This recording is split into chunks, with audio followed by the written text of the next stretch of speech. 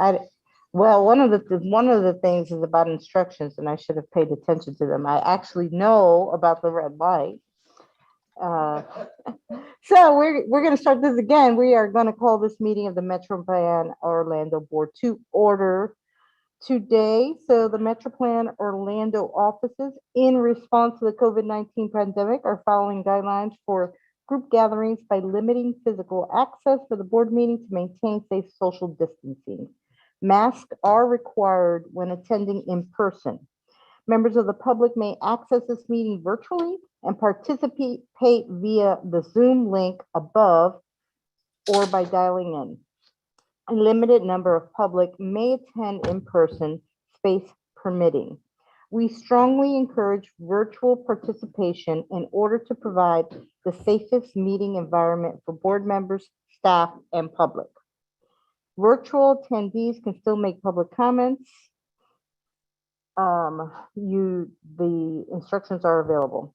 MetroPlan Orlando offers tips for virtual meeting participation at our website.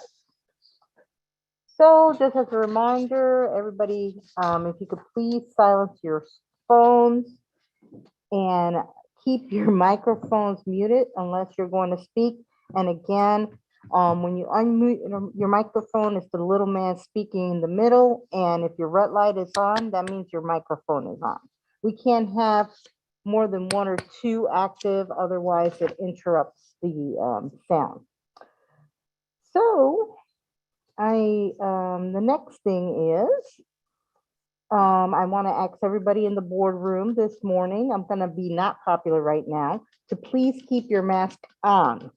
In addition, I'm asking that everyone speak directly into the microphone. This is important for recording purposes and for guests in the audience who may be hearing impaired.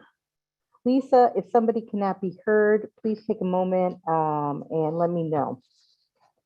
We have two opportunities at these meetings for public comments. Public comments on action items appearing on today's agenda are heard before we get to the action item. Public comments of a general nature are heard near the end of the meeting.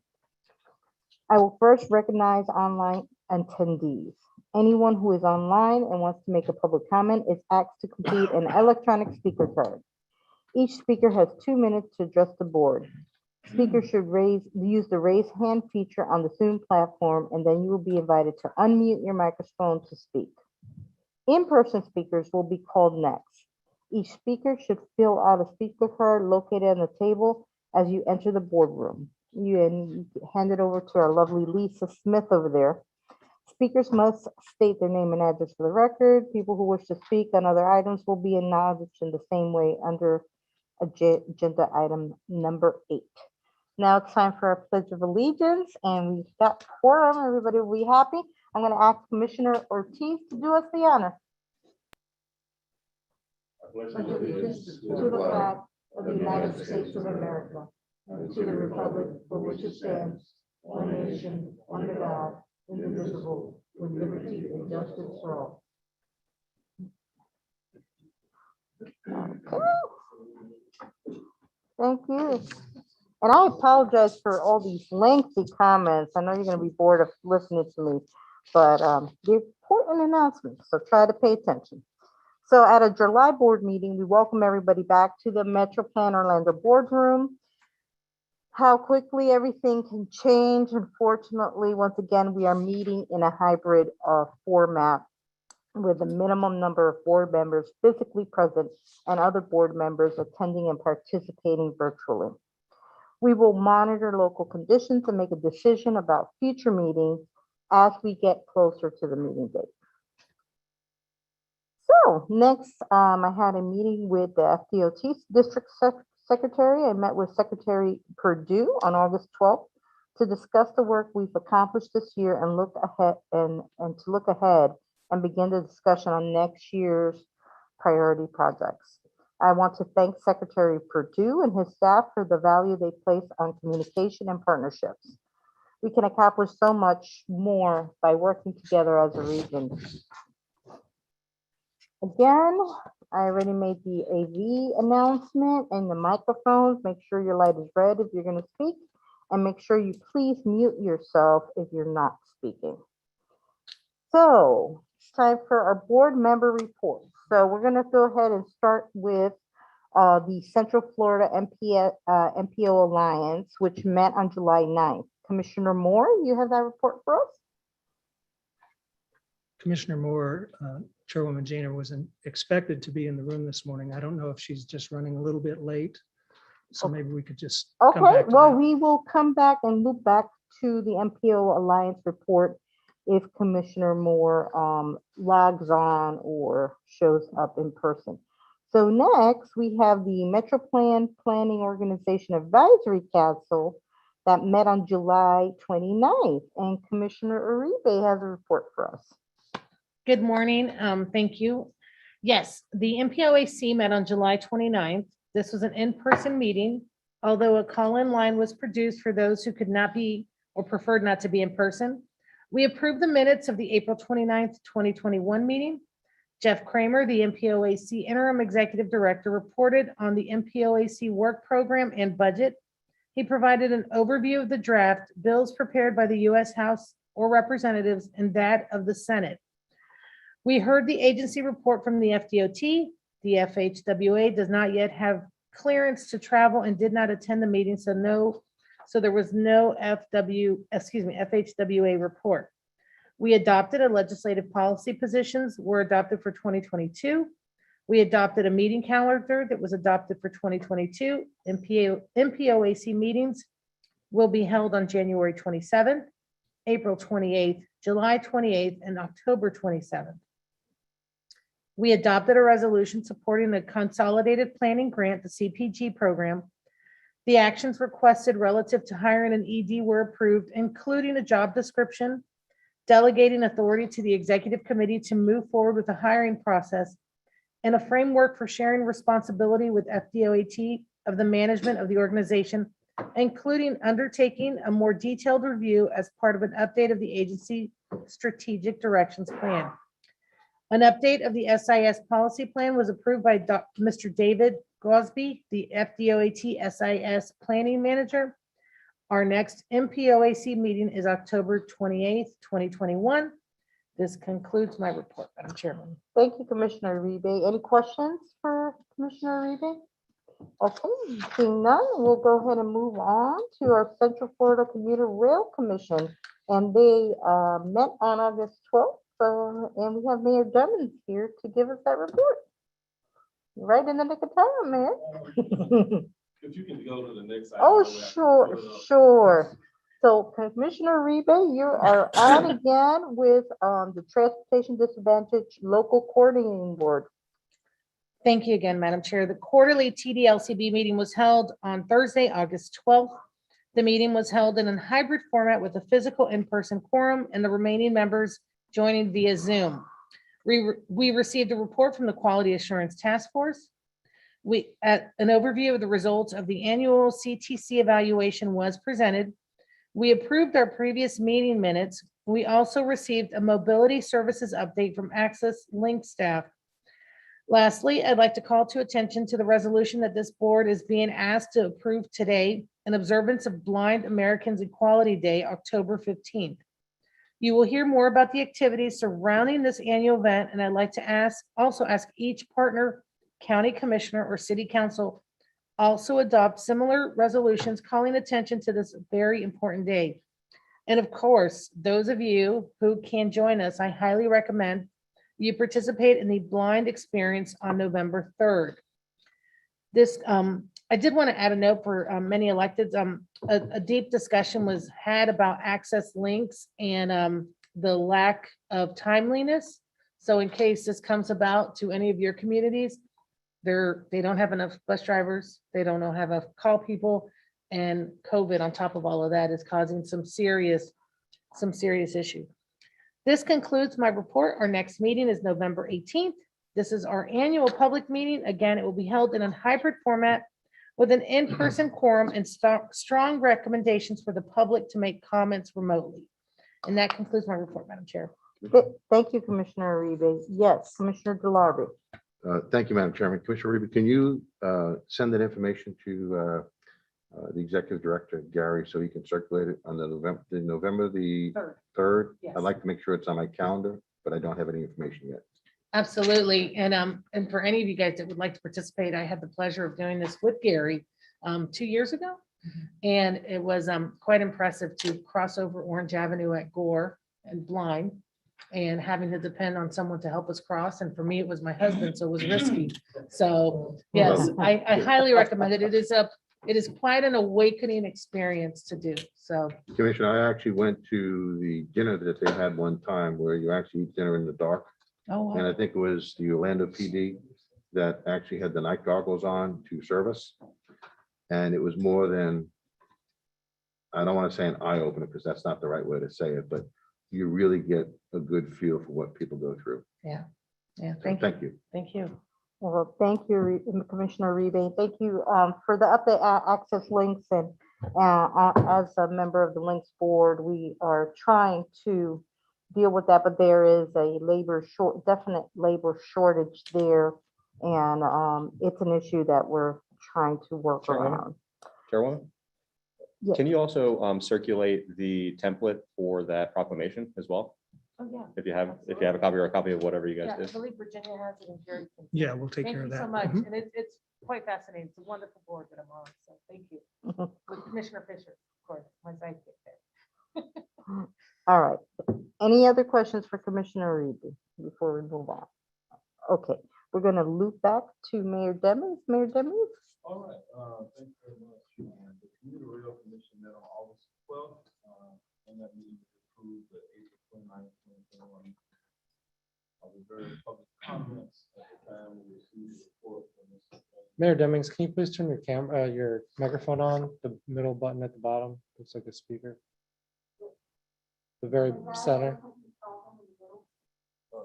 Okay, there we go. Is on? Okay. All right.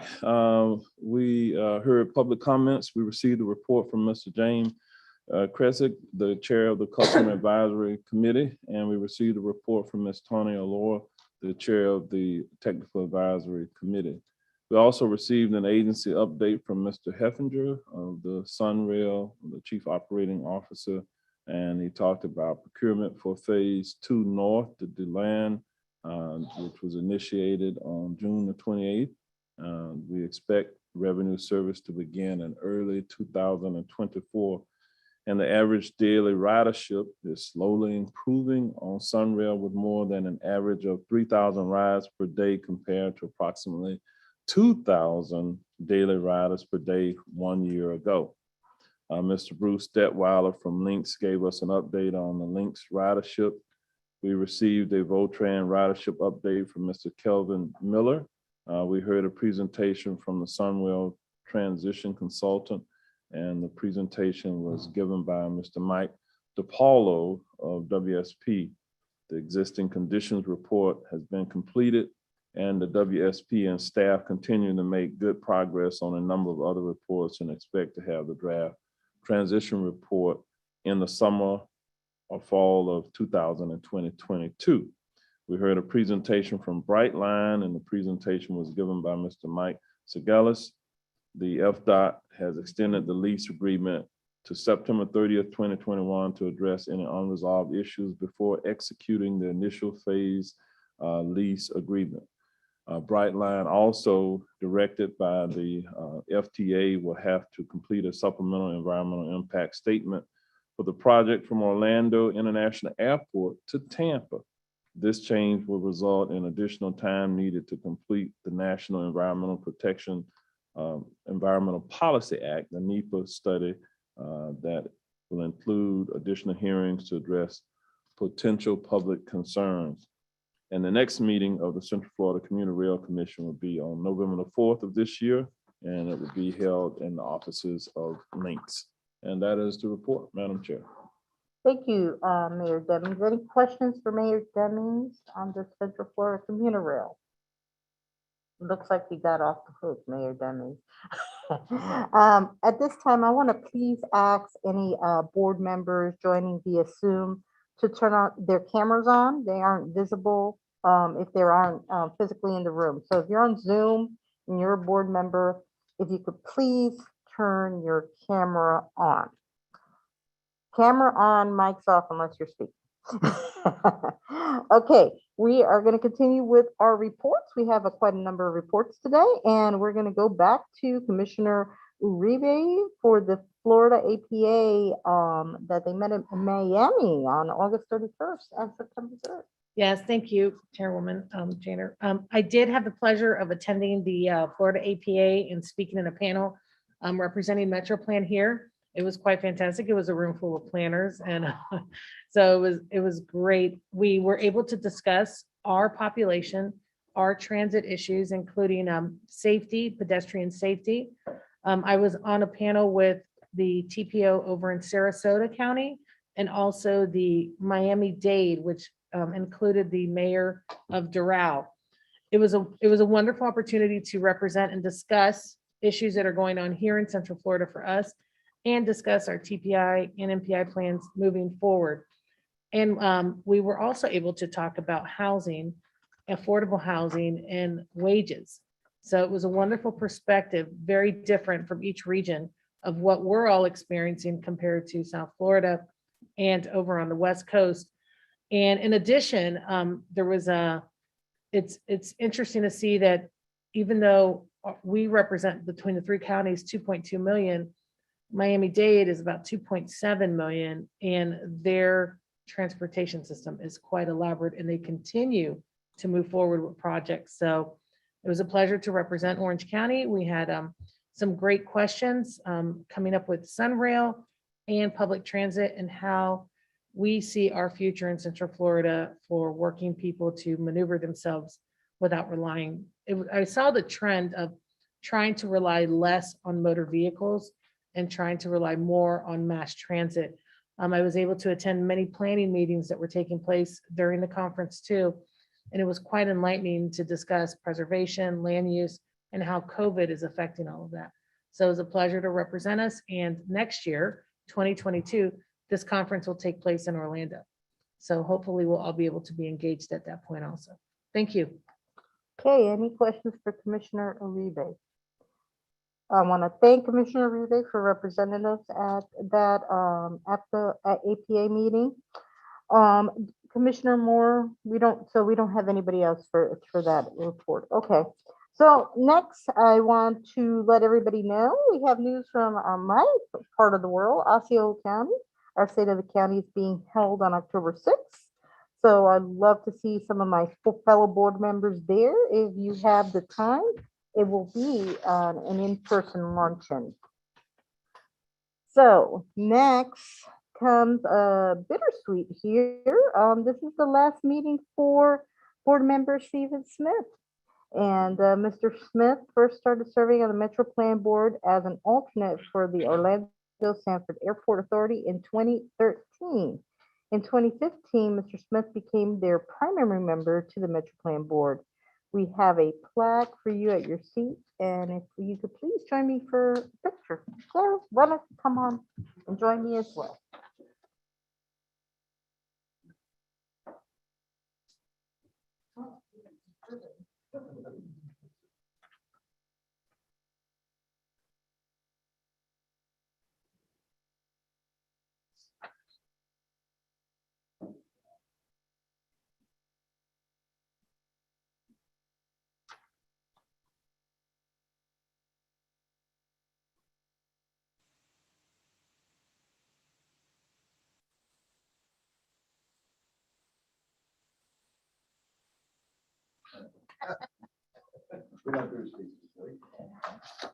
Come on, something. Mr. Are you Smith. sure you don't want to say a few words? Come on. Steve, come on. I will say it's been a pleasure serving on MetroPlan for the last 8 years. I've enjoyed it. I've learned a lot.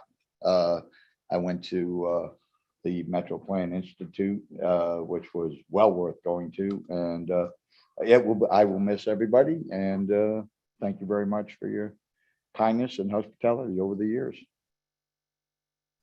Thank you, Mr. Smith. We appreciate you. Madam Oh, Chair, Yes. as I How do did I want, know you were gonna say something? well, I do want to thank Mr. Smith, since he did represent the Seminole County with the Sanford, Orlando Sanford Airport. And he's done it, he still serves on that capacity too. But they're little known, and since you're on the Links board and the mayor's on the Links board, that Steve told me just beforehand, since his truck is as big as one of those Links buses, he's going to apply part-time to be a bus driver. Yeah. Oh, yeah. And yeah, down in Kissimmee, right? Yeah.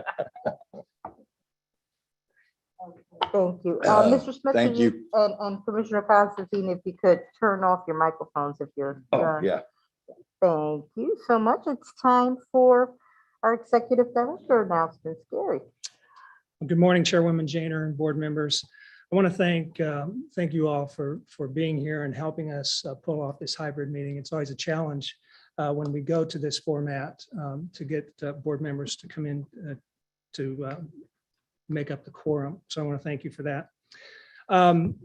Just a few comments on the National Association of Regional Councils. Last week was what they refer to as Membership Week, and that's something they set aside every year to make phone calls to their membership to see how they're doing, what they could be doing better.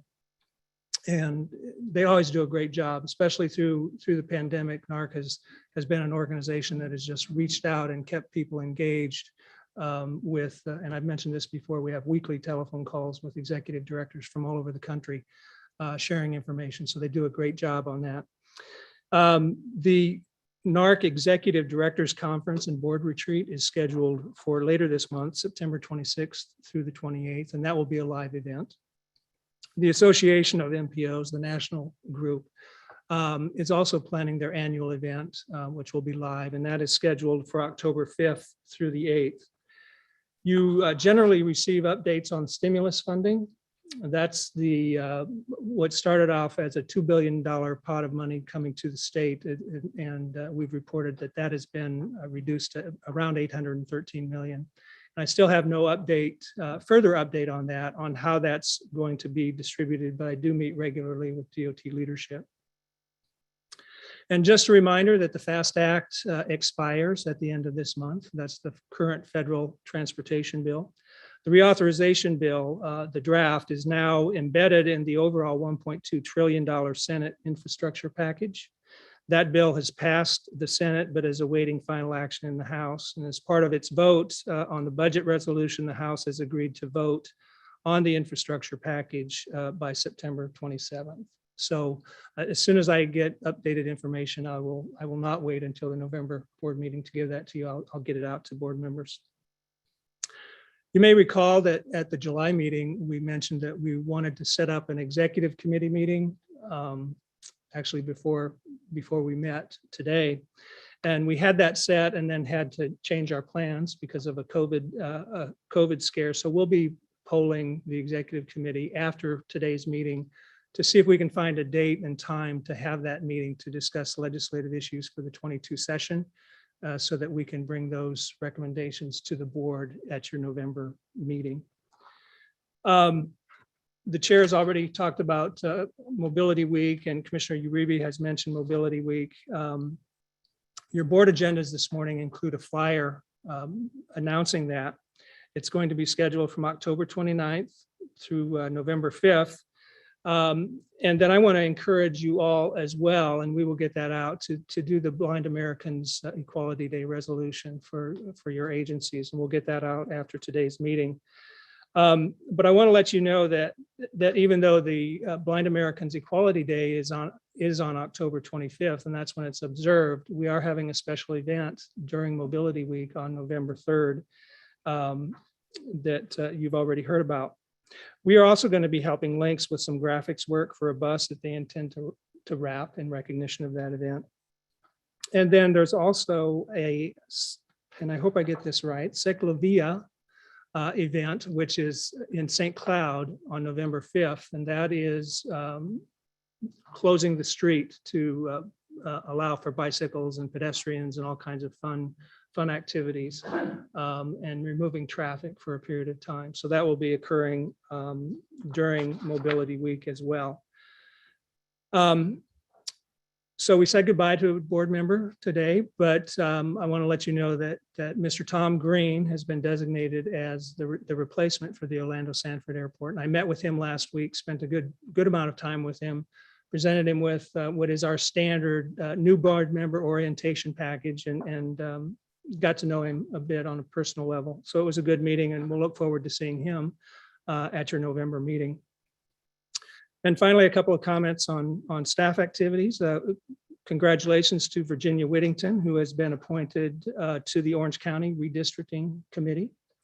And then MetroPlan Orlando's communications team has won another award for the 2045 Digital Public Participation Program. It was an award of extinction, given for excellence in a category at the statewide Florida Public Relations Association meeting. And that statewide event was fierce in the competition. There were around 115 entries. So congratulations to Cynthia, Marianne, and Leilani for the good work that they always produce. Chairwoman Janer, that completes my announcements this morning, but I did receive word earlier this morning that Secretary Perdue was not feeling well this morning, and so he wisely chose to stay away from the meeting. So we can move right past his report then on the agenda.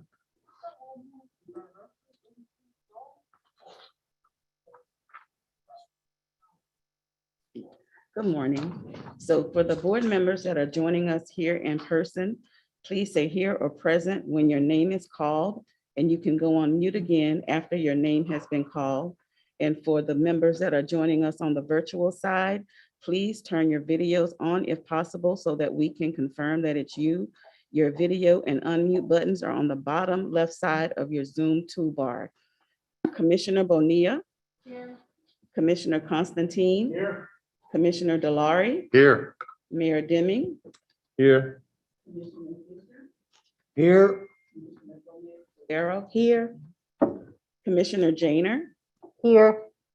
Commissioner Moore. Mayor Nelson. Mr. Smith. Here. Councilmember Trace. Here. Commissioner Uribe. Here. Now I will move on to the members joining us on the virtual side. Mayor Bates. Here. Commissioner Booth, he's here in the boardroom. Present in person. Thank you. Mayor Dyer. Here. Mr. Carson Good. Commissioner Ortiz. Here. Commissioner Siplin. Present. Mayor Woodruff. Here. Commissioner Zembauer. Here. We have an in-person quorum, Madam Chair. Thank you very much. Okay, so next we will go ahead and do our agenda review. Mr. Hartman, There are no changes, Commissioner. to the ready to agenda. proceed? Okay, thank you. So we are going to go ahead and loop back to our Central Florida MPO Alliance. Commissioner Moore.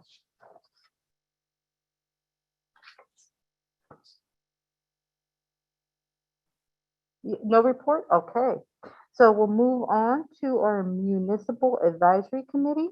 Mr. Trace is our representative. Thank you very much. Good morning, Madam Chairwoman and board members. The Municipal Advisory Committee met last week on September 2nd. The meeting took place in a hybrid format like this meeting. We did have a quorum. Our action items were all unanimously approved, which included the MAC July meeting minutes, the roll forward TIP amendments on today's agenda, which I'll have a comment on during that. We also made some changes to our bylaws relating to member absences and alternative representatives. I believe a copy of that will be in our November packet for this meeting. Our final action item was on the election of MAC officers. I was selected to serve as the chair, while the City of Edgewood Mayor John Dowlis was selected as vice chair. Our term is through July 2023, so I will continue on this board until then. And then similar to other advisory committees, we received 2 additional informational presentations. One was on the Turnpike Enterprise and their ongoing PD&E study for the widening of the Turnpike in West Orange County. And then we also had a separate presentation on the findings of the public opinion research, which was presented to this board in July. Our next hybrid meeting is November 4th, and that concludes my report. Thank you, Councilmember Trace. Any questions? Okay, we'll move on to our Community Advisory Committee. Ms. Albardi. Good morning, Madam Chairwoman and members of the board. On August 25th, the Community Advisory Committee met in hybrid session for our first time. Unfortunately, the committee failed to meet a quorum of members in the room by one, so actions are delayed until our next meeting. Members reviewed 2 amendments to the TIP with no serious concerns expressed. A member of the CAC asked a question about the Sunrail roll forward projects pertaining to the implementation of a consolidated rail infrastructure safety improvement grant. Sunrail staff followed up with information about the use of the grant to construct a section of second track in downtown Kissimmee to improve service, safety, and recovery of operations after incidents. We heard an important presentation from Ms. Cynthia Lambert of MetroPlan Orlando about the 2021 public opinion research on our region's transportation. I want to share that CAC members did a tremendous job to help push the survey out into the community. Members were interested in several of the findings, especially those dealing with taxes, safety, and equity, and like the census, the efforts to engage hard to reach populations. Some members had questions about the methodology and the number of survey respondents, and MetroPlan staff is following up with them individually. This data is extremely valuable, especially for many partners in this room, such as FDOT's new safety office. Members also heard a presentation from the Turnpike Authority about the proposed widening of a section of State Road 408 in West Orange County. Members who traveled the affected section expressed that they were glad that improvements are being considered to improve the safety of their commutes. However, many members were concerned about the widening, which might unnecessarily increase the size of the road and work against efforts to make travel safer and negatively impact the environment. As part of the improvements being considered, a section of the Turnpike from State Road 408 to 429 were rendered to provide 18 lanes of traffic with 8 shoulders. As a visual, I'm not sure if any of you watch any college football games this weekend. It takes a while for these athletes to run end zone to end zone. This 18 lanes is 100 yards or 300 feet of impervious surface. As far as the CAC knows, if constructed, this would be the widest section of roadway in all of Central Florida. Finally, I want to note that members of the CAC were invited to watch this virtual meeting for Brightline's presentation and potentially provide public comment. The next CAC meeting will be in hybrid on October 27th. That concludes my report.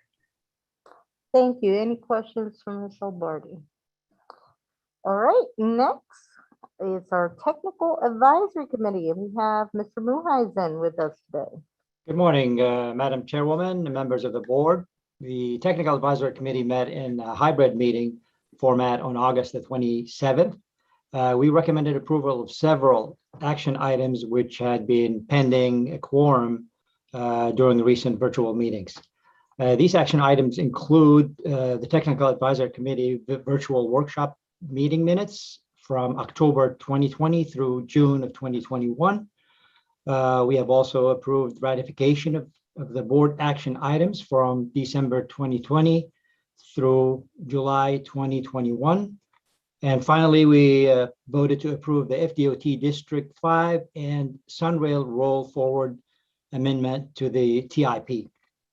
We have also heard a couple presentations. The first one was on the results of the 2021 MetroPlan Orlando's Public Opinion Survey. And the second presentation was on the PD&E study for the widening of Florida Turnpike from State Road 408 to State Road 50. Our next Technical Advisory Committee meeting will also be in a virtual in a hybrid format, and it's going to be held on October 22nd.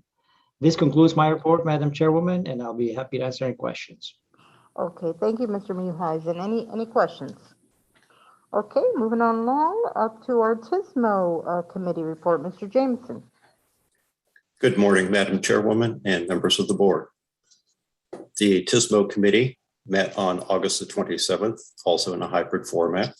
I would like to thank Dr. Kelly Brock from the city of Castleberry, who filled in to chair the meeting, as neither I nor the vice chair were able to attend. The following items were approved by the committee. The Artismo virtual workshop minutes from October 2020 through June 2021. The ratification of board action items that occurred from December 2020 through July 2021. We also approved the FDOT request that the fiscal year 2021-22 through 2025-26 TIP be amended to include projects that had funds that rolled forward from fiscal year 2020-21 to fiscal year 2021-22. We also approved the request for the similar time period for the Sunrail projects that had funds that rolled forward. We had a presentation from Mr. Chris Bain with Kittleson and Associates on evaluating traffic signal retiming using connected vehicle data. MetroPlan Orlando manages an annual traffic signal retiming program, including a before and after evaluation report of travel time, delay, and emission improvements. The next Artismo meeting will be held in a hybrid format on October the 22nd, 2021 at 8:30 a.m. And this concludes my report, Madam Chairwoman. Thank you, Mr. Jameson. Any questions for Mr. Jameson? Okay, with that, we'll move on to our public comments on action items. As I previously mentioned, we'll take the online comments first. So Kathy, do we have anybody online? There are no that would raised, like to speak? No. there are no none? raised hands on the virtual side at this time. Okay, thank you, Kathy. So next, Lisa, do we have anybody that filled out a speaker card? I have not received any. Okay, having no public comment, we'll close that section. Thank you, Lisa. And move on to our consent agenda. Commissioner Delari. Madam Chairman, I'd like to make a motion to approve consent agenda as presented in the book. Second, you reading? Okay, we have a motion by Commissioner Delari, a second by Commissioner Uribe. All in favor, please state aye. Aye. Aye. Aye. Opposed? Okay, that carries unanimously. So we have two action items this morning. The first one is approval of the roll forward for amendments to the 2021, 2022 through 2025, 2026 TIP.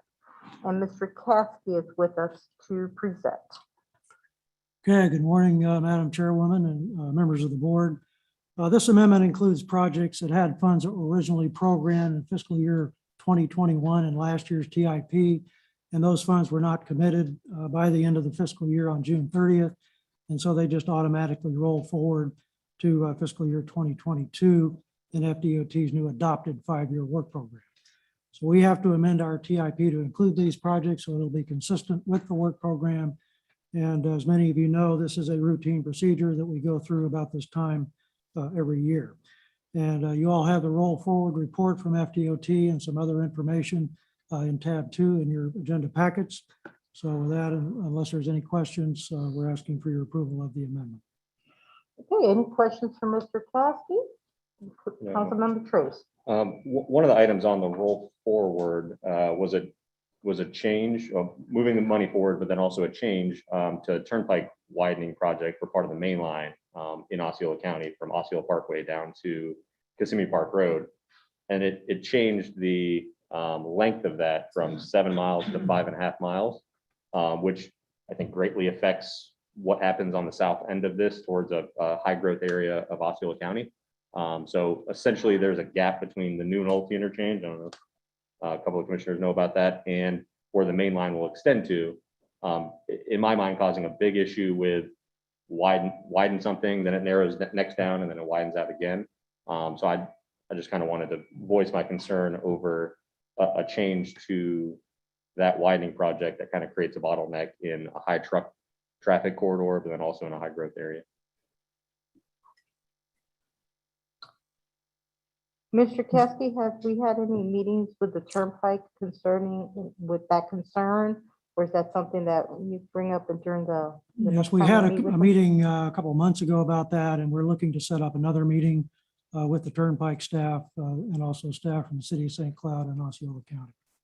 Try to resolve Okay, these issues. yeah, I'd appreciate you set that up so that we could try to work that out. Good comment, Councilmember Trace. Anybody else have any other comments? Commissioner Uribe. I just had a follow-up question. So if we're talking about shortening and we're moving forward with this, is this basically done? So the conversation's over as far as the longer stretch as opposed to the amended stretch? Can you clarify anything on that? Because it seems like there's an issue. And by us moving forward and approving this motion, are we saying we're accepting, or is this still viable to have a further discussion?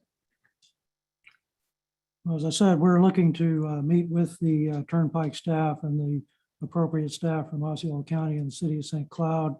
The Turnpike did adjust the lane or the lengths of the projects, which is in the adopted 5-year work program. So our TIP needs to be consistent with the work program. But again, we can discuss this further as needed. Sorry, just, excuse me, Nick Leff, just wanted to jump in a little bit here. The project was shortened based on the adjusted revenues that came up after the COVID a couple of years ago. So that's what's in our current tip, but we are working with the Turnpike to try to figure out those priorities. And as we're doing the tentative work program now, see where that project fits. So that's what we'll be working with the Turnpike on over the next couple of months as we're developing the next work program. And these are not set in stone. We could always amend if changes do come about, but the Turnpike funds are basically property of the Turnpike.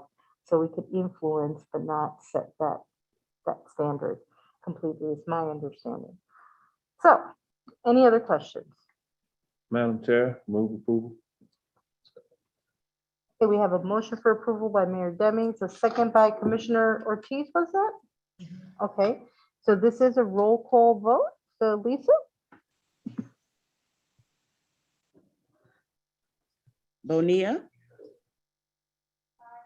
Constantine. Yes. Delari. Yes. Demings. Fisher. Yes. Gomez Cordero. Yes. Janer. Yes. Moore. Smith. Yes. Trace. Yes. Uribe. Aye. Bates. Aye. Booth. Dyer. Yes. Good. He's on the phone. Bear with me. I'll come back to him. I have to ask him to unmute. He's on the phone.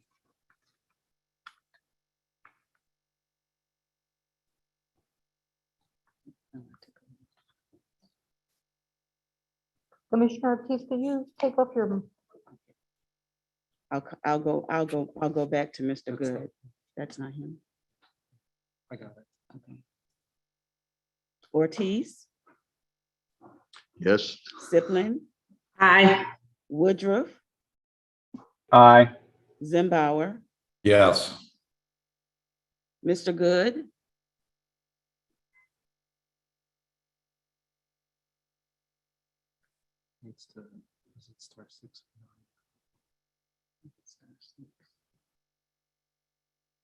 he's on the phone, but the motion carried for the members that I did the roll call for. okay, thank you very much, Lisa. So next, we do have another action item, and that's the approval of Sunrail Roll Forward amendments to the 2021, 2022 through 2025, 2026 tip. Yes, this is similar to the First Amendment. This is just Sunrail's version of their roll forward report. And these are Sunrail projects that had funds that roll forward from fiscal year 21 to 22. So again, we have to include these in our TIP to be consistent with the work program. And you'll have the information on that in tab 3. So we're asking for your approval of this amendment as well. Okay, any questions for Mr. Caskey before we take a motion? Then I'm looking for a motion. So moved, Uribe. Second, Second. Delari. Okay, we do have a motion in a second, and it is another roll call vote. Ms. Lisa? Bonilla, Constantine, Delari, Yes. Demings, Aye. Fisher, Yes. Gomez Cordero, Yes. Janer, Yes. Moore, Smith, Trace, Yes. Uribe, Yes. Bates, Yes. Booth, Dyer, Yes. Ortiz, Yes. Sipling, Aye. Woodruff, Aye. Zimbauer, Yes. Mr. Good. You will have to press *6 to unmute yourself.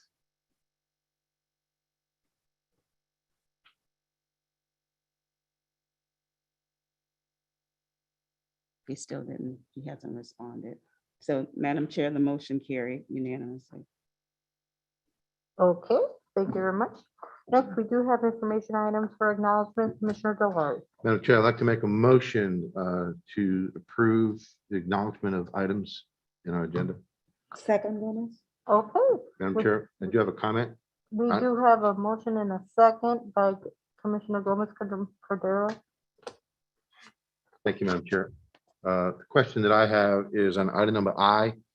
It talks about the fact sheet that's in our packet for the high growth area from the federal funding allocations. I just want to make sure that staff, as well as our legal department, as well as DOT reviews that to make sure that we're getting our proper share and report back to us at the Okay. appropriate time. Mr. Hutman, have you noted that? Yeah, the reason that that's included, board members, in your packages is just to draw attention to the fact that the money that we get from the federal government to fund transportation improvements is driven by formula, and that's population based. And the federal government still looks at the 2000 census for the distribution of those funds, and high growth areas such as Florida, Arizona, and others constantly remind them that we are getting shortchanged on that. So we simply wanted to draw your attention to that.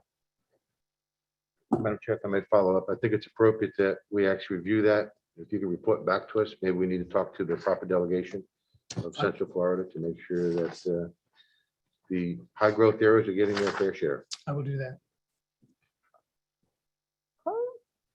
All right, we do have a motion and a second for acceptance. All in favor, please say aye.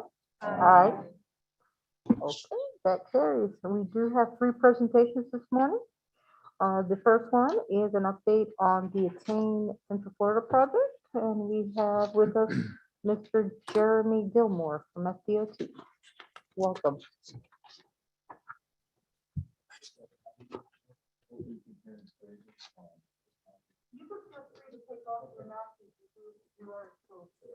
Okay, and I was going to say, and the speaker is on. Okay, I can hear it now. Thank you. All right, and I'll step back so I can be visible on the screen. So thank you all for giving me the opportunity to go ahead and talk to you about the Attain program. For those that don't remember, the program was a partnership between 28 local governments, most of you that are here, along with MetroPlan Orlando, UCF, as well as FDOT. We were trying to look at how to bring the latest in technology to our roadside in order to improve pedestrian safety and to reduce congestion. Overall, it's part of a program that we've been undertaking for quite some time here. A lot of it coordinated through the TSM&O subcommittee. When you look at it, the grant itself was for $11.9 million. And the match that we were putting forward with was a lot of the effort we were already doing in the district of around 53 million for a total of around 65 million. So on this project update, we're going over a lot of the components that went involved. One of those was transit signal priority. We were trying to improve the on-time arrival percentage for Lynx buses. And that project has actually been fully implemented. It's prioritized the routes that connect to Sunrail to make sure that those that were going ahead and taking Sunrail and then connecting up to a bus, that they would have that bus there on time at a higher percentage rate. So that's all implemented. The next one we have to take a look at here is our AV shuttle that is on the University of Central Florida campus. This is some of the some video of the shuttle actually running around on campus. You can see the shuttle there. You can see about the speed that it travels. It is moving on pedestrian ways. We went ahead and have been doing some acceptance testing on it. They were actually finishing up that acceptance testing yesterday. Funny story, the one problem that we did have was the air conditioning system proved to be the biggest challenge of making sure that we had enough battery life on there. These shuttles weren't designed for Florida's heat, so we went ahead and put them through the ringer here. But we went ahead and we're just finalizing that up yesterday so we can begin offering the service on UCF campus. So that should be starting up later on this semester. once we get that final word. But you see here about the route, it is marked with signing and pavement marking. That is out there. The shuttles themselves, we have tested them. They do navigate around pedestrians well. They do behave as expected. They have 2 stops on either end. There's 2 routes that are actually on the campus. One that goes out from the student union area out to around out to the stadium area. And then we also have one that connects up where the transit facility is on campus over to the Student Health Center.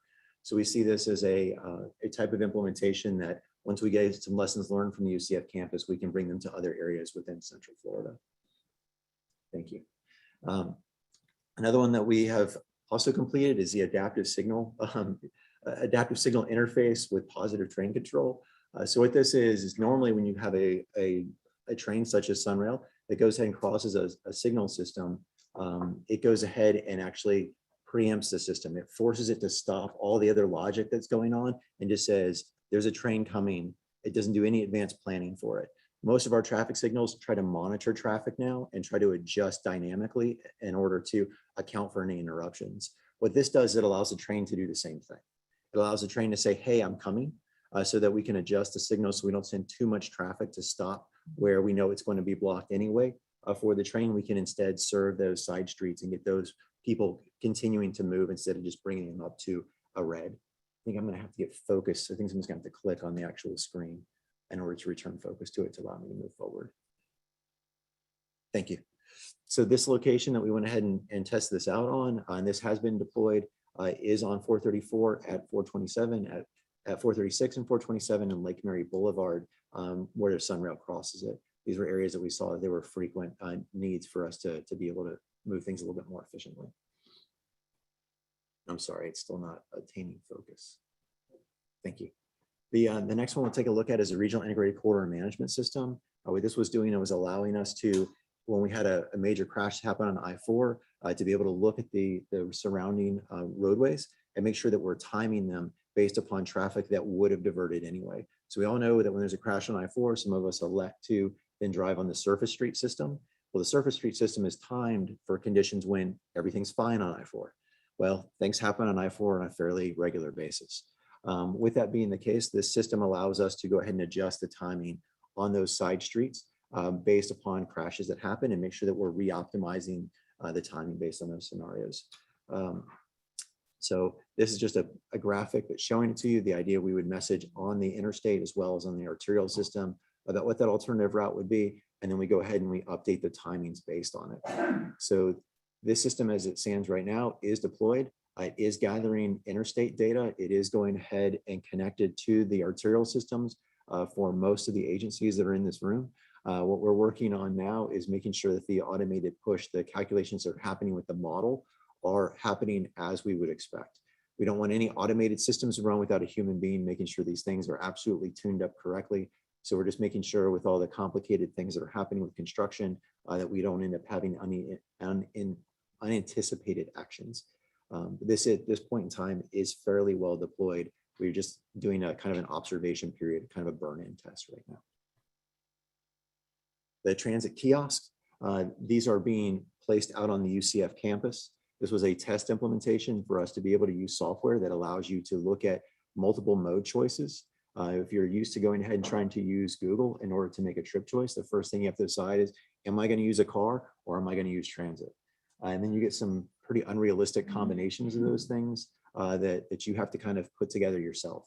What we've tried to do is take all of the data that's available from the regional partners, make sure we clean that up, make sure it's available. And then we have looked at putting this into a kiosk so that those that don't have a smartphone can go up to a kiosk, they can select their destination and they can see their route options, including things such as route hailing services, as well as going ahead and using what available transportation infrastructure is in place. So we have, it says software testing is underway right now. We've actually been testing the software for about a month. We have the hardware is being installed currently on campus. I think there's a picture of it when I was out there last month. This should pretty much be done by the end of this month with both the software testing and the hardware install. And then we'll start going ahead and looking with some research work we have with UCF to see how people are reacting to it, to see what kind of modifications need to be made. And then we'll work about being able to scale that out around the region. We have our data initiative. So this is about us trying to be able to store data. You hear that's the new currency within transportation. So this is our data picker platform. Of all the grant recipients, we're actually held up as the model within the United States for how we handle data and make it available for everyone in the community. So this is an open, accessible website. Anyone can go to it. You don't have to be a transportation professional. You just have to have access to a computer that has an internet connection. This is a screenshot that allows you to see how we can pull crash data, how we can also look at travel time information, quite a few data sets, pretty much anything that we use to populate all this different technology stuff we're doing, other developers can write on top of this as well. This is taking a look at our, I think you're aware that MetroPlan Orlando looked at the connected and autonomous vehicle readiness and went ahead and put a program together on it. The state of Florida has also taken a look at readiness and come up with certain parameters that make sense about how we move forward. MetroPlan has been good enough to invest quite a bit of money in order for us to upgrade existing infrastructure in order to get us ready for connected vehicles so we can have the benefits here in Central Florida as early as possible. This is actually a system that reports on how well we're doing and what the state actually is in the readiness, traffic signal by traffic signal, location by location. This also is an open website that anyone can go ahead and take a look at. We also use this system to collect data in order to inform our operating systems. When we look at the other work that's ongoing is actually trying to put some connected vehicles out there. So actually equipping some first responders, so going ahead and putting on fire and police, as well as EMS, to allow them to get some preferential signal timing, but also trying to improve their safety. This project, we actually ran into a little bit of an issue with. As we were going through our procurement process, there was a change in technology that came from the Federal Communication Commission.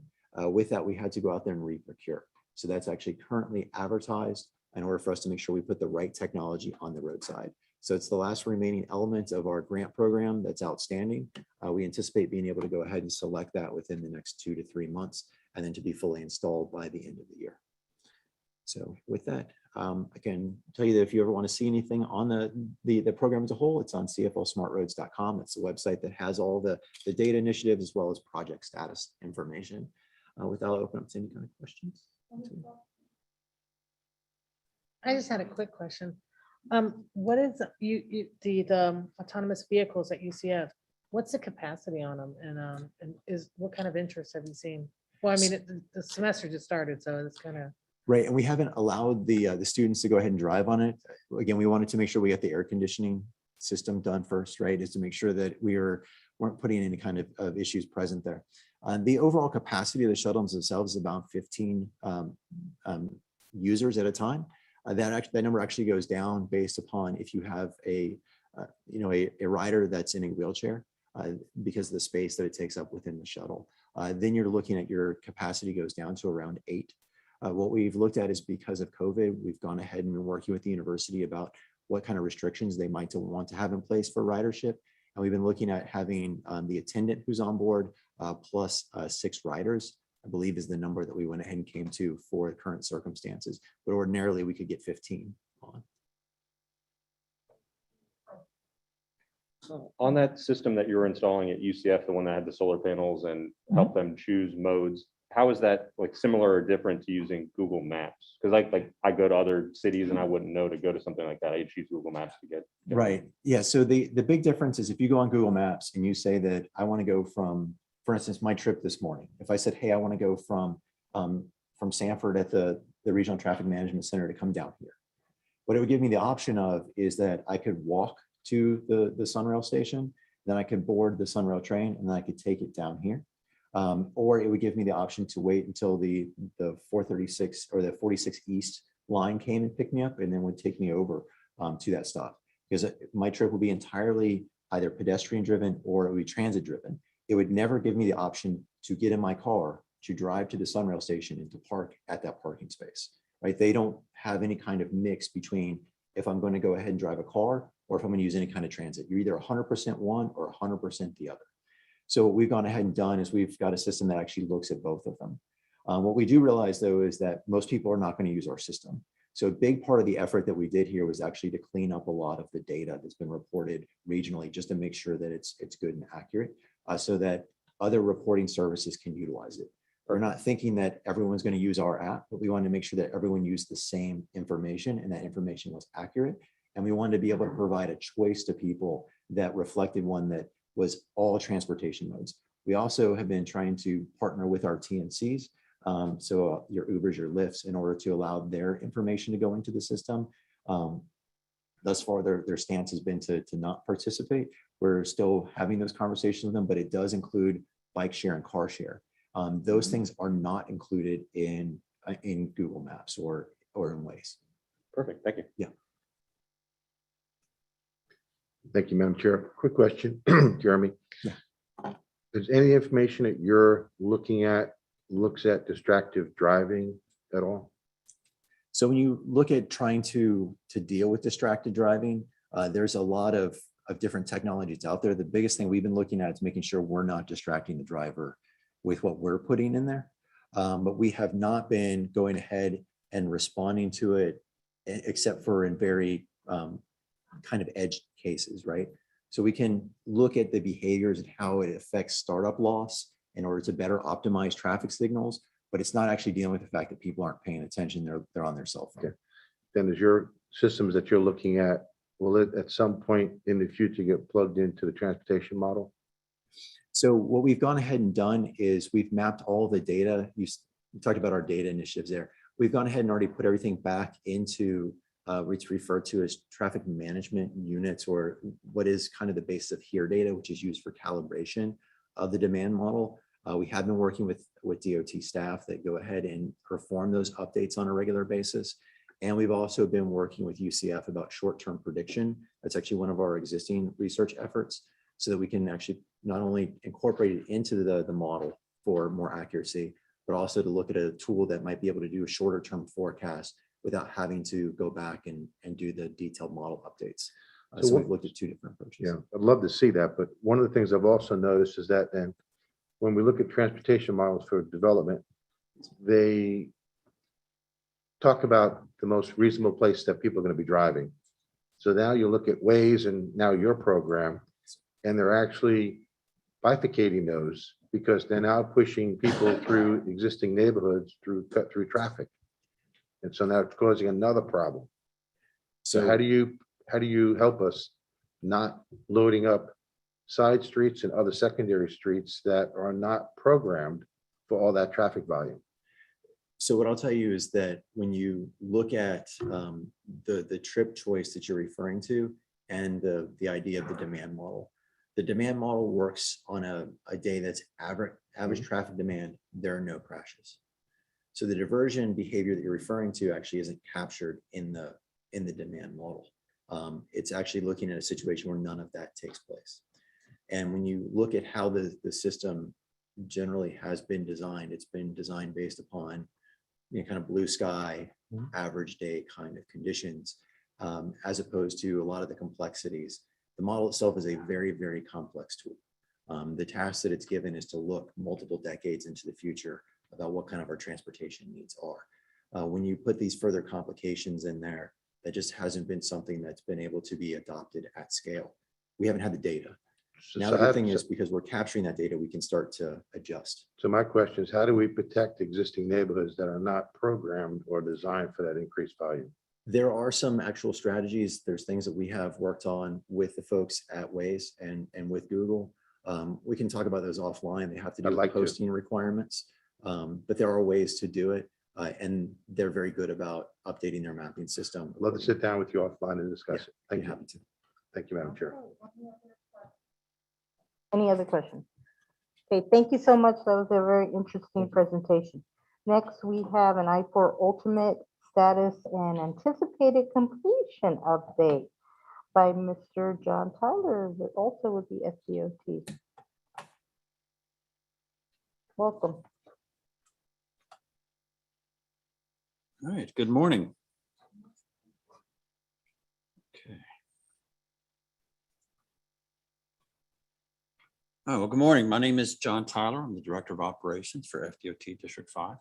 My boss, Secretary Perdue, he's unfortunately was not able to be here today. He sends his regards. I will be around after the meeting if there's anyone that would like to talk to me, to take anything back to the district that we need to continue working on. Madam Chair, I want to thank you for your remarks at the beginning. Communication and partnerships are very much what we are about at FDOT. We focus on that every day. We focus on that with all of our projects, no matter what phase they're in, from planning through project development, design, construction, and even beyond. We're very much focused on understanding what are the needs of the community, being sensitive to those concerns and trying to address them wherever we can with our projects. And the way that we do that is through communication and partnership. I also want to acknowledge Jeremy Dillmore that you just heard from. He's truly an exceptional employee of FDOT. He spearheads all of this innovation and technology that we're pursuing here in Central Florida. And we're really, we're breaking ground. A lot of other communities, other states are following what we're doing, but we're not doing it alone. We're doing it with communication and partnerships with MetroPlan Orlando and with all of the organizations that are represented here today. So I'm here this morning to talk about the I-4 Ultimate project. The end is in sight. After many years, we are getting to completion. But if you don't know, I will give you a quick overview of what the project is about. It's a 21-mile complete reconstruction of I-4 from Kirkman Road in the south all the way up to State Road 434 in the north. Reconstruction of everything. Complete reconstruction of the interstate, 15 major interchanges, enhancing safety, improving mobility, and also adding 4 additional express lanes, 2 in each direction with the completion of the project. So that's what it entails. Is this working or someone advancing? Okay. And so here's what it's going to look like when we're finished. The general use lanes on the outside, those are the non-tolled lanes. They opened up earlier this year, much to everyone's satisfaction. The driving experience has dramatically improved with the completion of those general use lanes. And our efforts have been focused on this year with the completion of the managed lanes, the express lanes there in the center that will be barrier separated from the general use lanes. So again, we achieved that general use lane milestone in late last year. Put all of the general use lanes into their final alignment, opened up all of the new ramps to traffic. That single milestone represented 90% of the project being complete from an infrastructure standpoint. Again, we achieved that late last year. What we've been doing since then, in addition to focusing on the express lanes, we still have to do some friction course and the final pavement markings on those general use lanes. If you've been driving on the corridor, you've been seeing that progress. That work is done at night, and each day there's more friction course that has gone down. We've been focusing on the crossroads, the cross streets, completing that construction. You're seeing the landscaping and other aesthetic treatments going in. We do expect to have substantial completion by the end of this year. What substantial completion means is, from the public's perspective, it will look done. It'll be functional. All of the things that you're expecting to be there, all of the lanes, the express lanes, the crossroads, all of that will be complete. But that doesn't actually mean every single thing is done. We do have punch lists, other minor things that we'll be wrapping up, and that will continue into the spring of next year. So the express lanes, they are well on their way. The construction of those express lanes are also at 90% complete.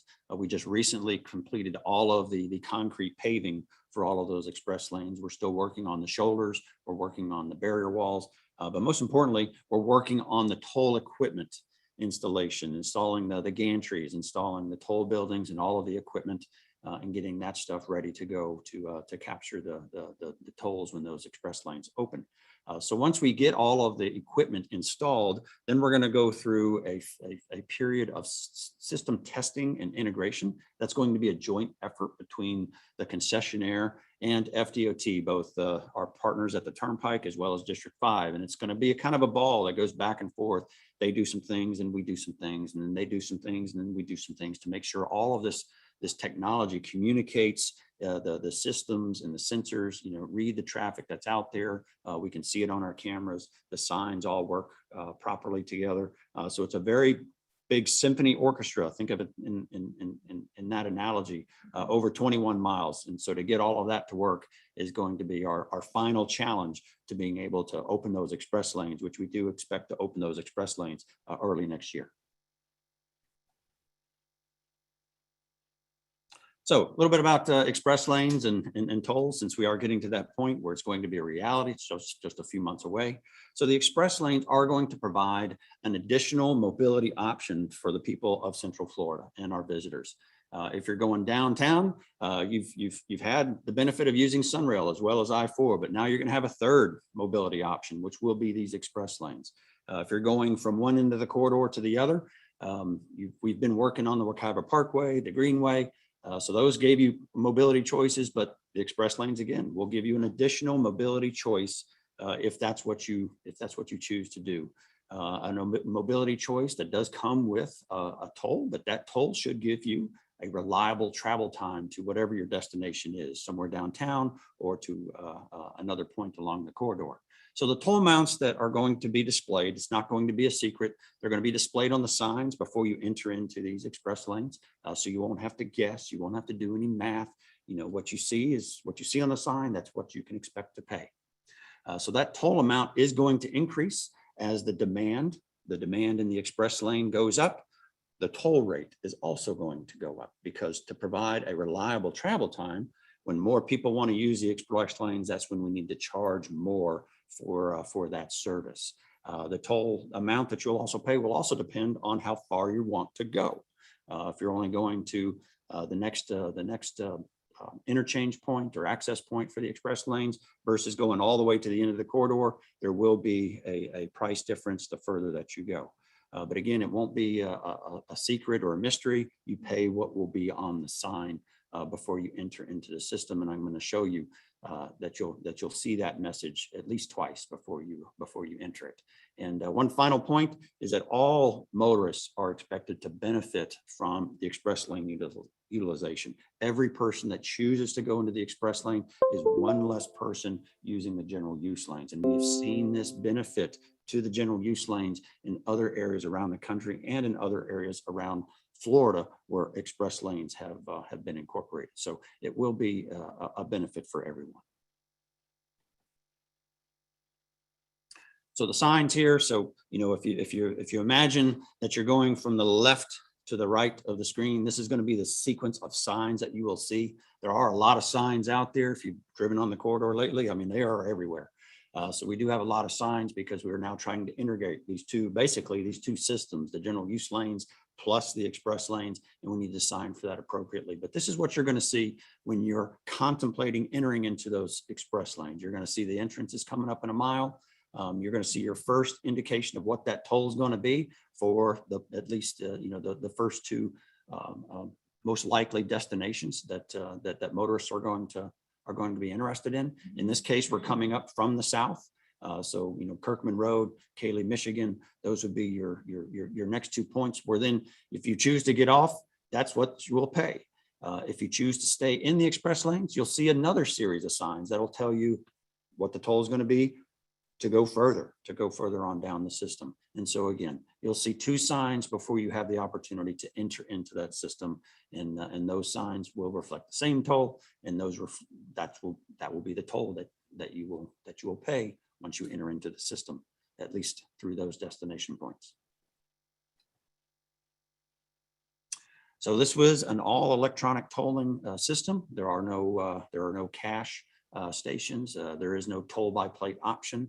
But we do have interoperability amongst many different toll agencies around the country. And this is just a screenshot of what our our interoperability signs will look like when they start going up later at the end of this year.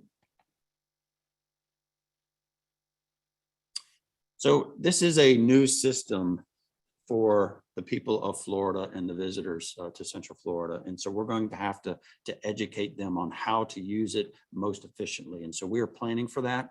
Our outreach plan is going to begin later this fall and run through the opening of the express lanes and beyond. So we're going to have a new website.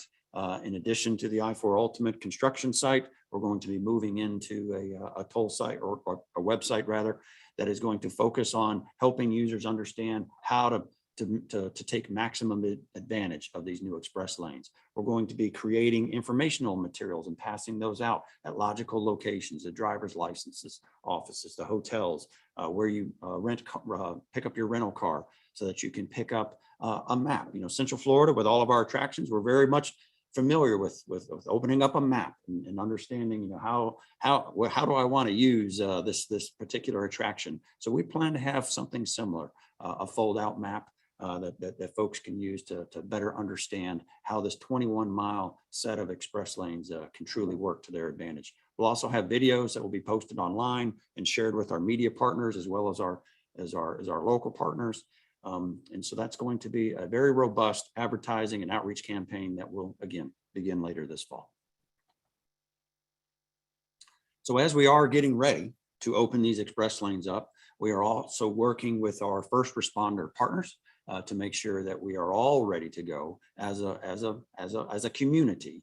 We're all ready to go to be able to manage these express lanes and monitor and respond to incidents that will happen in those express lanes. So we're working with FHP, local law enforcement, our RTMC staff, as well as our first responders to make sure that everyone understands how this system is going to operate, how we're going to continue to work together, just like we do on the general use lane system. What are going to be the nuances that come along with the express lane system? So we will have additional dedicated road rangers that will also be patrolling the express lane system to help stranded motorists. We also have emergency access gates. You see a picture of that in the lower portion of your screen. These can be operated by the first responders as well as by the DOT remotely from our RTMC to be able to provide access into and out of the express lanes for either first responders or to get the motorists out if for some reason that we need to divert the traffic out. We have the ability to do that. And so that concludes the portion of my presentation. We always like to conclude every presentation with a safety thought in mind. For today is the move over law. Remember to slow down and move over if you can whenever you see those emergency lights out on the highway. Please try to remember to do that. And with that, if there's any questions that the board may have, I'll be glad to try to answer them. Any questions? I think we're certainly excited to see the end in sight. So thank you very much for that update. Okay, no questions online either? No, there are no raised hands online. Thank you, Kathy. Thank you very much. Appreciate it. Well, thank you very much. So we have our third and final presentation, and that is Christine from Brightline is joining us to give us an update.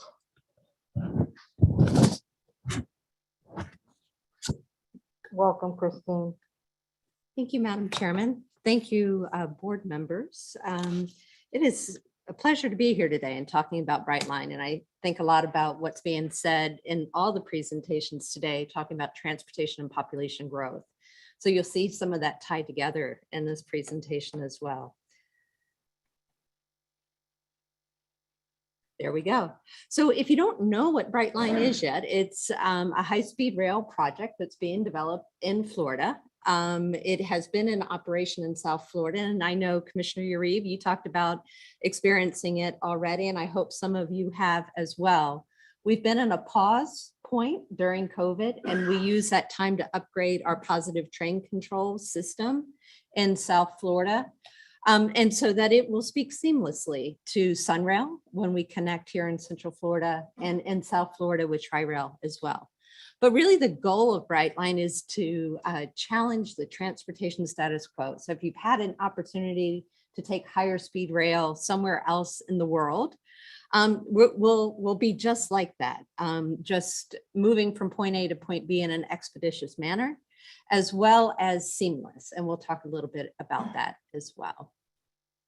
We're also using this moment in time to be as touchless as possible. When we open up operations in South Florida again in October, late October, early November, we really are being very mindful of the touch component of that and using technology whenever possible to be able to improve the experience that one has. We're more than just a ride, it's a one-of-a-kind guest experience.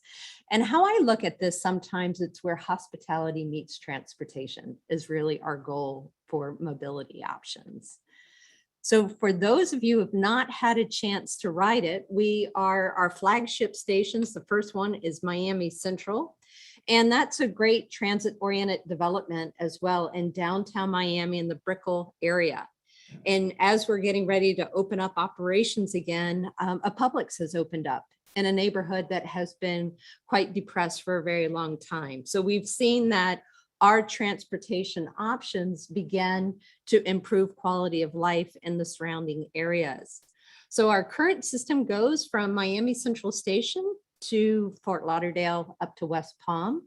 We're constructing as we speak, and we'll talk about that in a minute, from West Palm to Orlando International Airport, where we connect to our next flagship station. So if you've been to OIA recently, there's been Terminal C has been constructed in that parking garage down there, but there's also the intermodal facility, and that's where we'll tie in. And an envelope is ready for Sunrail when the community is ready to get it there as well. And that was always part of the 4 technologies that could tie into Orlando International Airport, as well as a people mover and maybe light rail or BRT, whatever the community eventually gets to. The airport's always done a phenomenal job of being that master planner for transportation improvements. Our other stations I mentioned, Fort Lauderdale and West Palm, but we also have Aventura and Boca Raton are under construction because the community said, we know that you've had these 3 stations, but Miami-Dade and Broward has said, we'd like more access to that. And so looking at some of those stations, and there's an evolution of a commuter rail conversation happening there as well. So we like to consider being the seed that plants a variety of transit options in South Florida, and we look forward to that happening in Central Florida as well. So for those who haven't ridden it, here's a quick video where you get an experience of what this is like.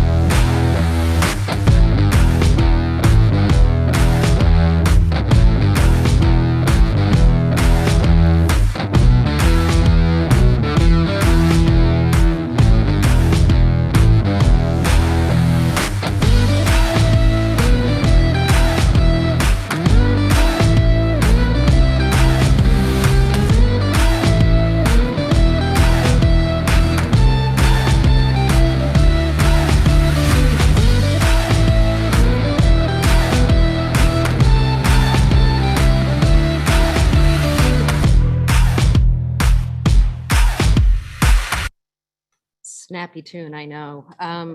If you've only heard that as many times as I have, I apologize. But there's Mike Segalius, my colleague, talks about Brightline as our yesterday and our today and our tomorrow. Our yesterday is the construction that has already occurred in our operations that are starting off.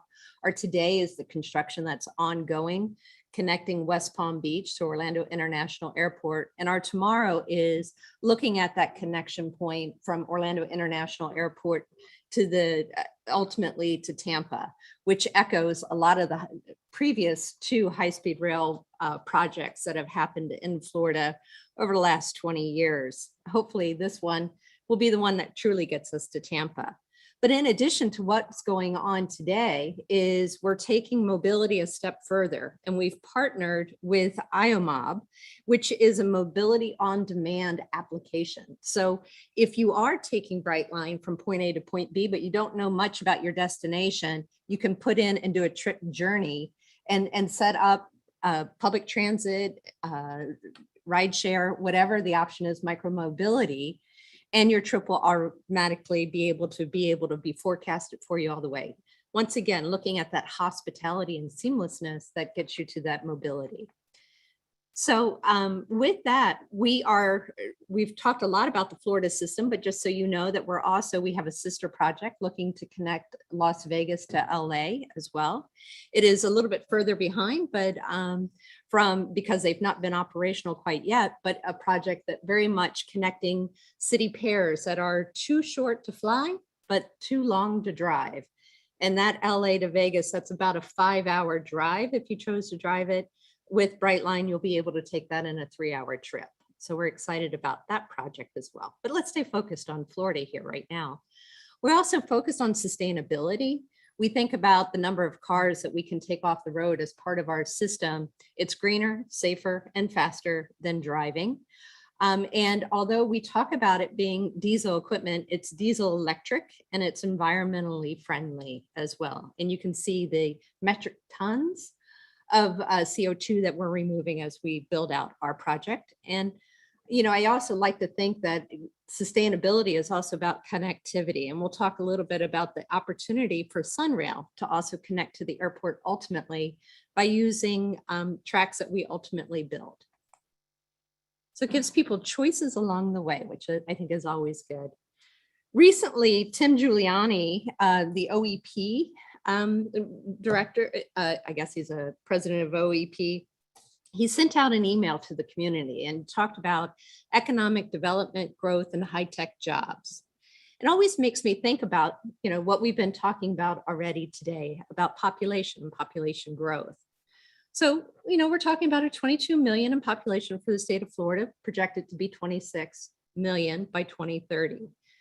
A data point that the state always uses is about 900 people moving in today. And of course, we have high visitation in a normal year. We're going to take last year off the books on what that normal looks like.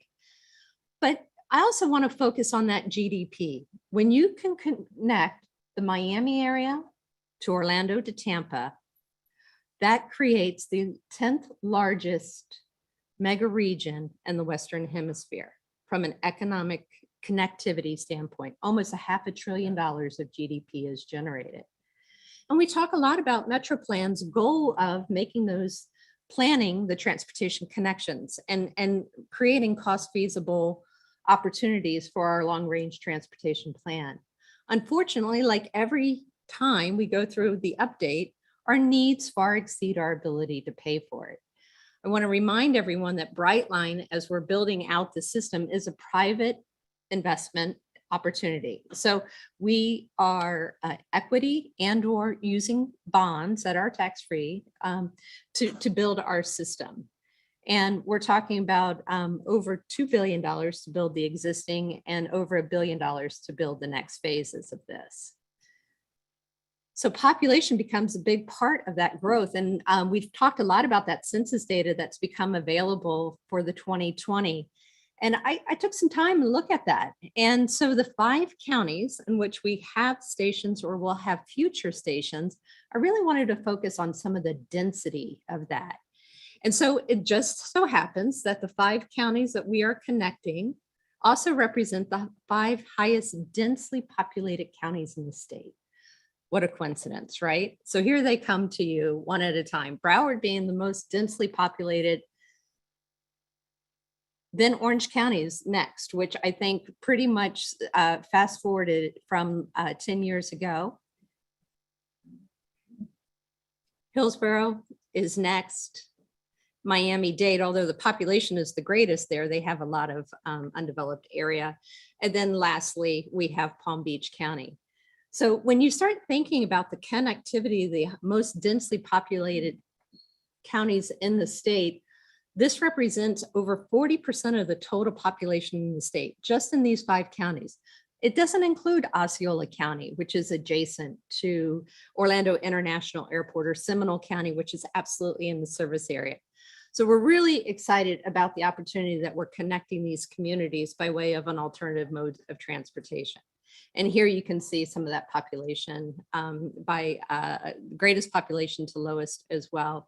But it's an exciting time to make these connections and giving people options.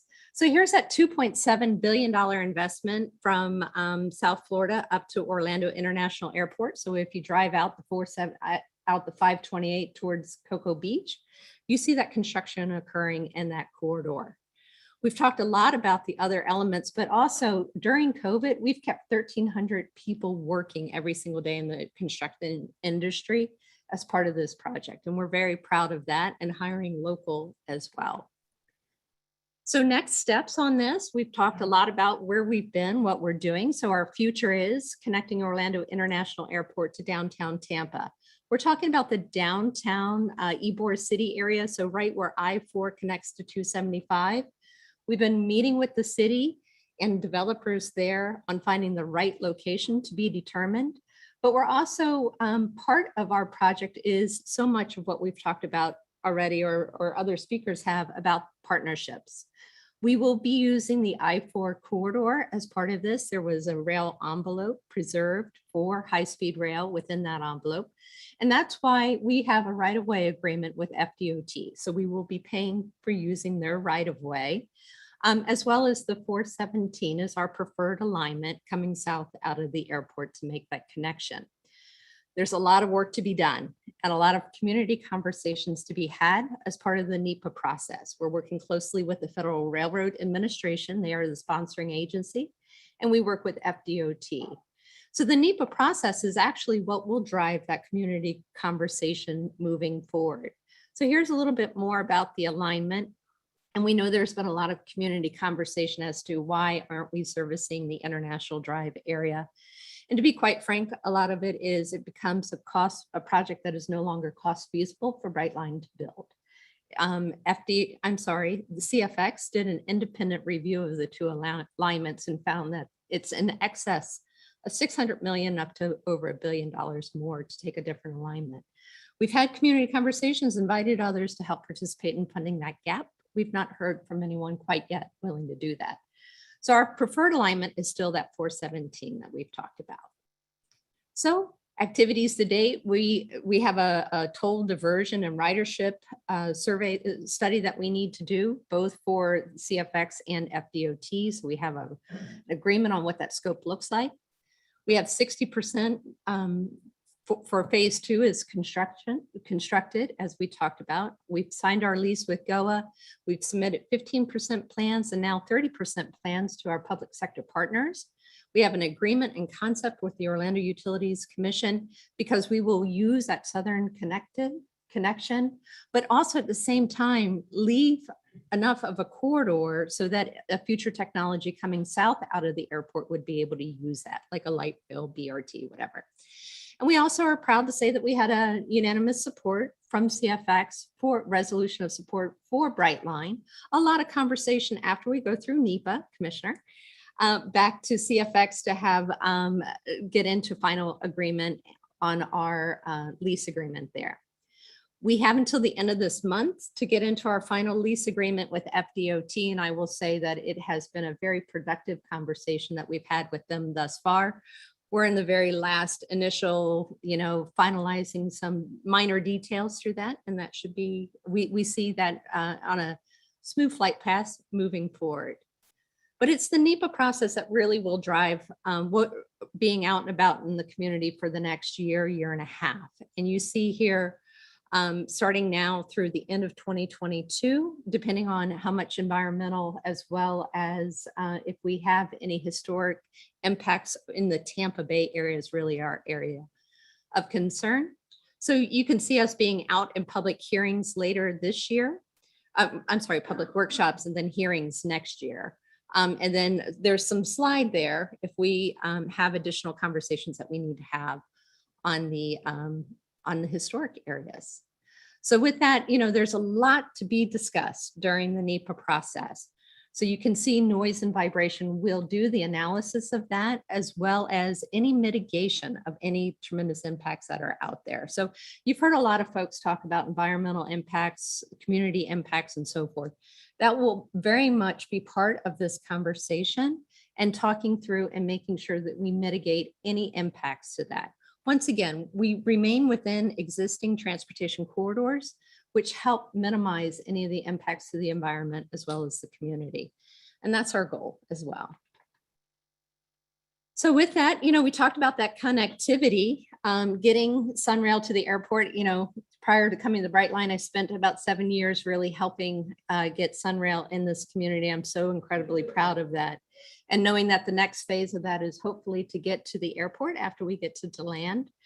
And that by building Bright Line and our system that can host Sunrail ultimately when the community is ready to have that conversation. But we're willing partners to be that host moving forward. All right, so this concludes my presentation, but a way to kind of learn more about Brightline, if you care, it's www.gobrightline.com. But also we've added this, if you want to text Brightline to the number you see on the screen, you will get periodic updates to what the project is and status and get some information pushed out to you. And then my email is available as well. I'm happy to answer any questions. And anyone in the community, we're happy to host you when we're operational again in South Florida, November, December, January, as you get into the new year. If you're interested, just reach out to me. We'd be happy. Or if MetroPlan would like to take a tour, we'd love to help facilitate that. With that, that concludes my presentation. Well, thank you so much for that update.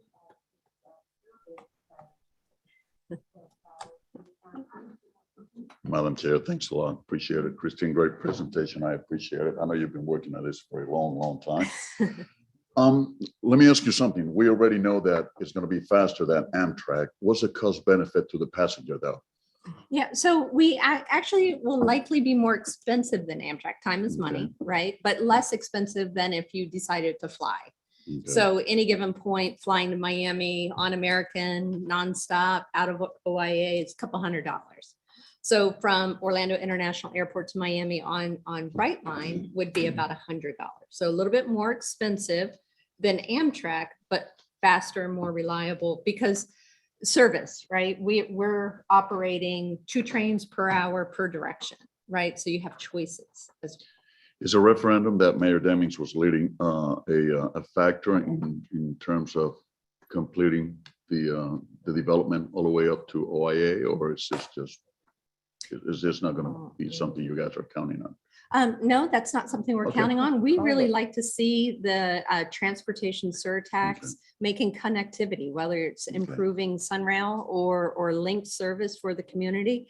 We've got that spine ready to go, and we're just constructing away and looking forward to finding ways to get people carefree, car-free to Brightline.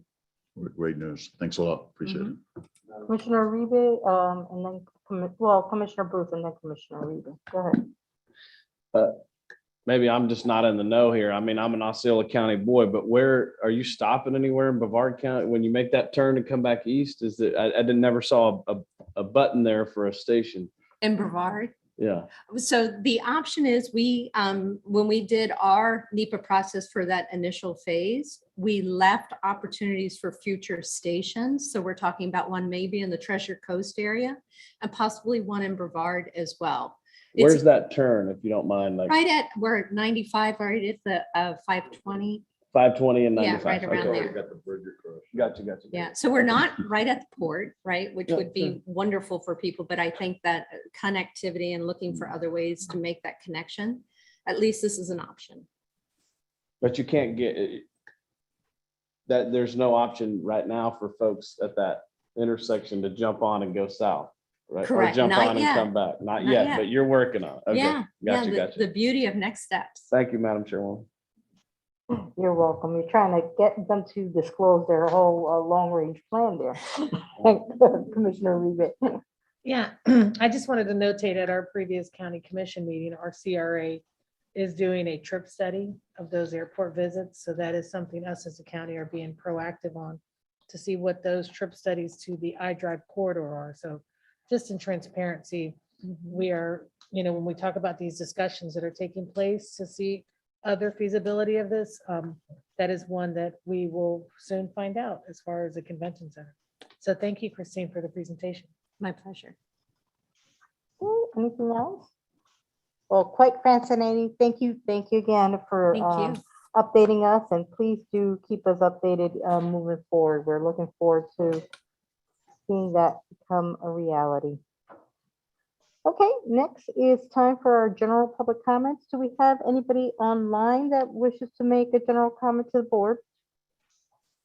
Yes, we do have hands raised online. Okay, Kathy, could you please just go ahead and announce them?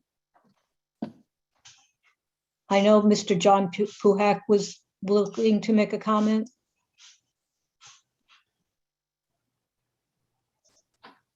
Okay, if you could unmute yourself, sir.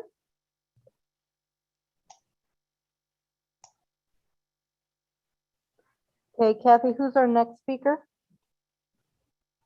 I'm looking for them. There he is. You can go ahead and unmute yourself, Mr. Puhak.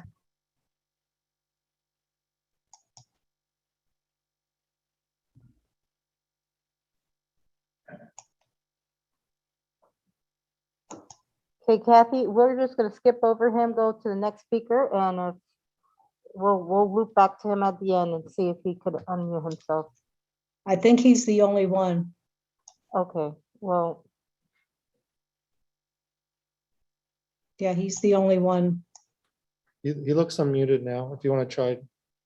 He is unmuted. okay, sir, if you wish to address the board, please state your name and address for the record. You have 2 minutes. Okay, it doesn't seem like that is working. You're saying he's unmuted. Yes, he is. Okay. Well, we're gonna go ahead and move on to public comments in the boardroom. I have not received any. Okay, so we have no public comments. I'm gonna loop one last time back to you, Kathy.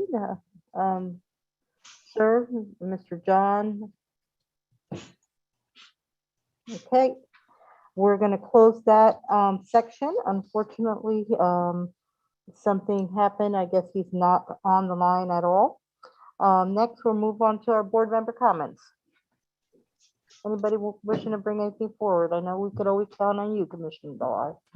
Thank you, Madam Chair. Just briefly, I know that I believe it was February 2017, if I'm not mistaken, going back in time a little bit, MetroPlan did a study regarding the airport to convention center, or Sunrail to the airport, I believe. And I'd just like to ask staff to make those reports available to all the staff members regarding MetroPlan.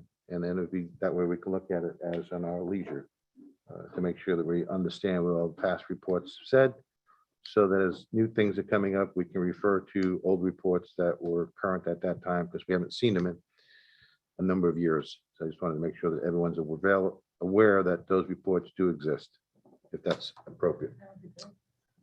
Madam Chair, we'll get the report out, as well as a copy of the presentation that was made to the MetroPlan board in 2017. Okay, thank you, Mr. Hartman. Anybody else? Okay, with that, our next meeting is Wednesday, November 10th, and we call this meeting adjourned. Thank you very much, everybody.